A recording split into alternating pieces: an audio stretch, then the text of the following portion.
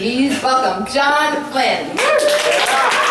Hey guys, the story I'm going to tell happened many, many years ago when I was very broke at the time, which I'm telling you also because I was so broke for a long time I didn't have a lot of money, so I was 40 pounds lighter than I am now, which is sort of an important part of the story because otherwise you'd be like, I don't think this happened, chubby. So what it was, so as I said, it was many years ago. I was very poor, I was very skinny, and I was at a party, and I was talking to this guy that I sort of knew. His name was Damien, and I know I worked for him a couple times because he used to like book private parties, like catering stuff, and he also did he was one of those guys who like always has some sort of weird job going on and always seems to know someone who needs a thing and looking for someone who can do a thing. So we were talking, and I was drunk, and I was sort of going on about how poor and broke I was. And he goes, and he sort of looks me up and down, and he goes, do you really need money? And I'm like, yeah. And he goes, well, because, I book, he said, have you ever considered hustling? He said, because, I book those kind of gigs, and I get a request for a lot of redheads, and you probably do very well. And I didn't say no. And he went on, he said, in fact, I have a job tomorrow night in Queens, and that's where I live. And so he's like, would you like to do it? And somehow the word sure just sort of floated out of my mouth. And he was like, great. So he goes to his bag and he like writes down the address of some place. He goes, show up this place tomorrow at 7. He says, you don't have to stay past 9. He just sort of tells me the guy's name, and then he goes, oh, one more thing I need to give you. And he goes to his bag and he gets one of those old credit card machines that you like have to run back and forth. And he goes, take this, you're gonna need this. And I was like, wow, this really is the oldest profession.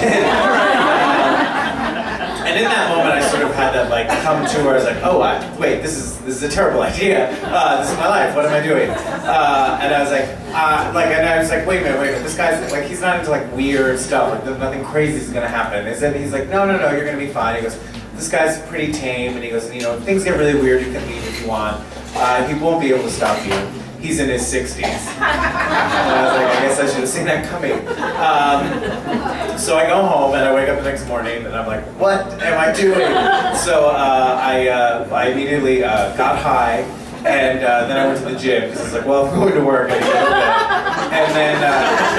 And then I got home from the gym and I spent sort of like the afternoon like listening to Tina Turner's greatest hits and like trying to figure out like what to wear. Like I didn't have anything to wear necessarily for this, and I was like, well, someone's into redheads, maybe they want some sort of like all-American boy thing. So I had like jeans and a rugby shirt, and I was sort of like practice dancing around in my living room to private dancer. It was a dark time. And so finally, like the time comes, I go to this guy's apartment. He lives in a basement apartment, and like as I'm walking down the stairs, he opens the door. And it was, a guy, he's probably about this tall, he was somewhere in his 60s, he was wearing khaki shorts and a wife beater, and he was bald, he had like a little like horseshoe of white hair just around his head. And he's like, come on in. And so I go into his living room, and I take out the credit card machine, and he shows me his credit card, I run it, do all that stuff, and then I put that away, and then he immediately just starts like stroking my hair, and he goes, you have such beautiful red hair. I was like, thank you. He goes, I'm so glad they sent a real redhead over this time. They sent over someone with a wig last time. So then he's like, let's go into the bedroom. So I was like, okay. So as I said, he lived in the basement, so like the ceiling was very low. And we go into his bedroom, and it was a very tiny room, and it was mostly just the bed. Just a large bed with like a little alleyway to walk around it. And on his dresser, he's got a little boom box, and Ella Fitzgerald's greatest hits was playing. So as we walked in, I was like, oh, is this Ella Fitzgerald? And he just turns to me and like clutches his heart and he goes, you know who Ella Fitzgerald is? And I go, yeah, and he just sort of like smiles and like sits down, and I'm like, oh, great, now he's falling in love with me. So then like he's sitting there and he's just sort of looking at me like, go ahead. And I was like, okay, I guess this is where I start dancing. So I started like to Ella Fitzgerald's Summertime. I just started like doing this slow, seductive striptease. But like I couldn't lift my arms up that high. It was very awkward, and I realized like, oh, I'm wearing boxers. I guess that's wrong. But anyway, so I get naked. Oh, and the whole time like he's watching, just sort of like smiling, and every so often he's like, like licking his lips or like smacking his lips, or like his mouth is very dry, so I just hear that sound like a really gross sound. So finally I'm naked, and he just looks at me and goes, lay down on the bed. I want to lick your butt. I was like, well, it's your money.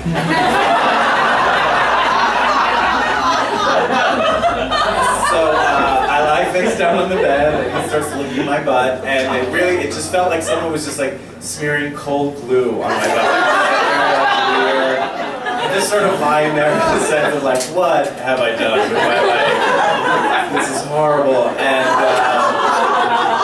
as it's going on, and like as he's licking my butt, then after a little bit, I feel something licking my head, and I sort of like jolt, like what's that? And I spot his cat has come to and it's like getting in on the action, I guess. Well, it's licking time. So because I sort of like jolt for a second, he like notices something happening, and he sees the cat, and he immediately just goes like, "Oh, Charlotte, she's a bad kitty. She's not supposed to be in here." And literally like in an instant, the night went from being like a weird David Lynch movie and just became a Benny Hill sketch. Like, he just starts running, or like the cat like runs away, and he's like chasing after him. He's like, "Charlotte, she's the bad kitty. She knows she's not supposed to come out. Company's around." I'm just like have my hands over my mouth because the whole time all I can hear is that as he's like chasing this cat all over his apartment. So finally he catches the cat, and he goes and like throws it into the bathroom, and he closes the door, and he comes back, and then his phone rings, and he looks at it, and he looks at the caller ID, and he goes, "Oh, I'm sorry, I have to take this. This is my son. Please don't go anywhere." And I was like, all right.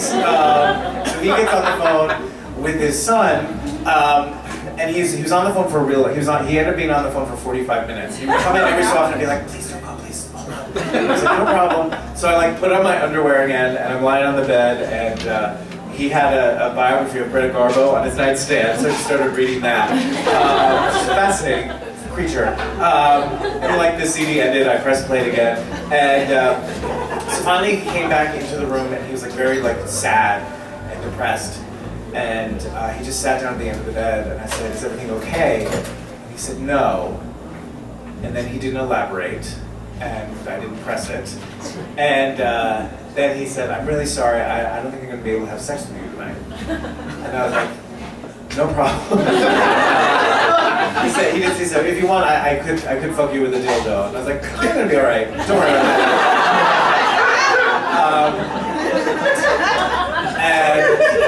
And then he said, "Would it be all right if we just lay here and cuddle for a little bit?"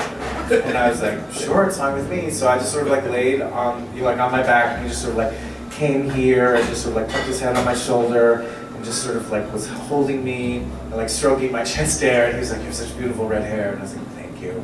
And it was weird, like he wasn't, I mean it was weird and creepy obviously, but like it wasn't, like he wasn't like being gross, like he was just sort of, lying there it sort of felt like he was like a vampire somehow, just sort of like sucking my energy or my red-headedness, I don't know what it was, he was just sort of like, he wasn't like being painful or like gripping, but